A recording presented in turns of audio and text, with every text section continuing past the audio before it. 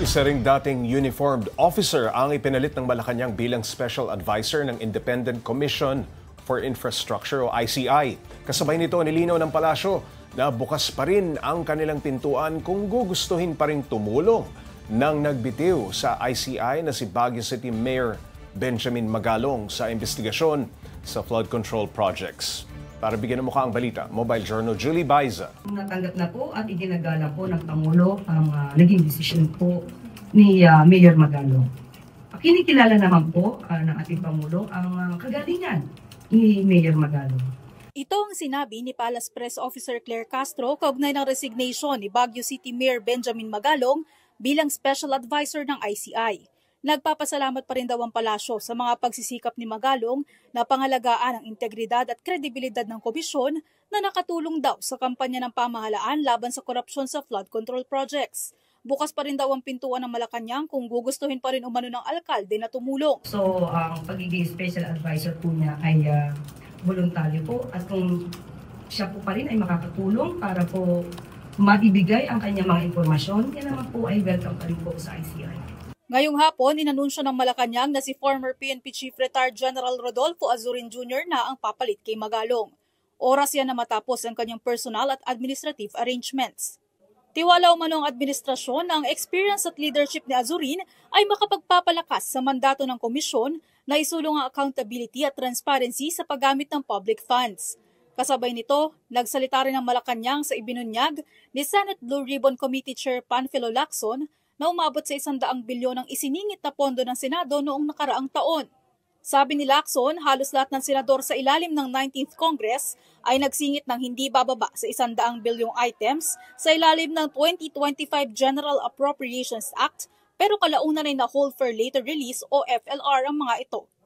Noong pong isagawa po ang budget, definitely hindi po detalyado ang kanyang pagkakaalam kung ano ba ang mga insertions ng mga nasabing senador. Pero ngayon po, dahil nakita po talaga at napansin po talaga ng Pangulo na anong nangyari sa pondo para sa flood control projects at ito ay naging bunga na rin para malaman ang mga ganyang klaseng insertion. Sa puntong ito ayon sa palasyo, dapat ay natuto na ang mga mambabatas sa tunay na kahulugan ng public service.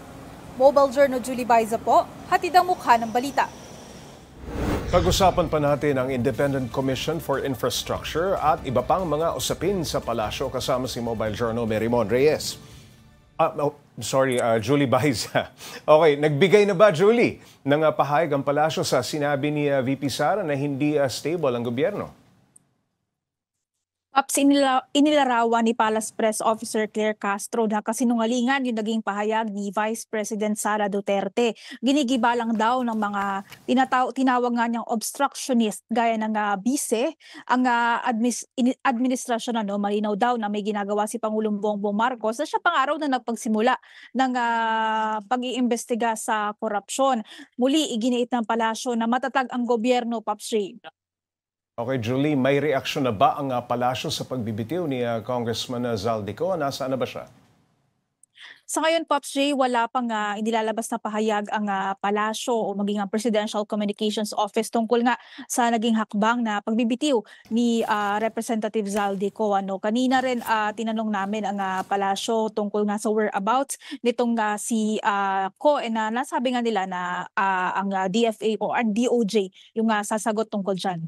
Dahil sa pagbibitiw, Julie, Nico, mas lumaki ba ang posibilidad na mapatawag na siya sa mga hearings ng ICI?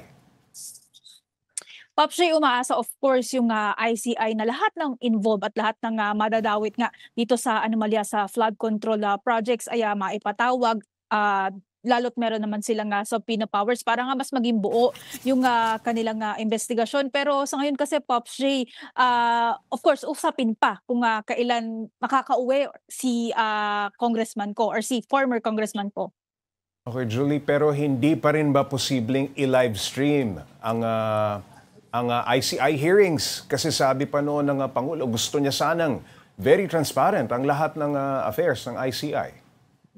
Mas malinaw din kasi yung sinabi ni Pangulong Bongbong Marcos noon nahahayaan nila yung ICI sa magiging proseso kung paano nila gagawin itong kanilang investigasyon So yung bola sa ngayon nasa ICI yan kung talagang nanaisin ba nila na i-livestream. Do ang malinaw doon sa Executive Order Pops J yung report na ipapasa ng ICI sa Executive Department through Office of the Executive Secretary dapat maisa publiko Iyan yung nakasaad doon na ipapublicize yan. So yun yung isa sa mga hakbang na kailangan buksan ng ICI yung kanila magiging ulat.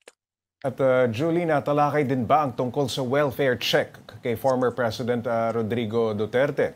Mismong Malacanang ba ang nag-utos nito?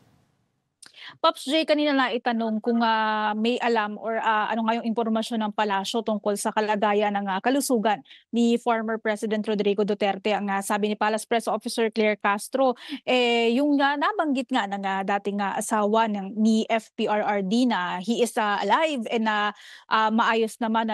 Ginagalang din daw nila yung sinabi na nais na maging private matter yung health condition ng presidente. Doon naman Pops J sa mga welfare check kumbaga masasabi nga na nagkaroon nga ng representation na rin in a way yung pamahalaan kasi nag-welfare check na yung mga consular officials dito kaya FPRRD. Ginagawa naman daw yan, Pops, talagang standard, kumbaga SOP yan ng mga consular offices para sa mga sinasabing Pinoy sa ibang bansa na in distress, particular doon sa kanilang health condition. So si FPRRD isa sa mga pumasok doon sa qualification na yun, kumbaga.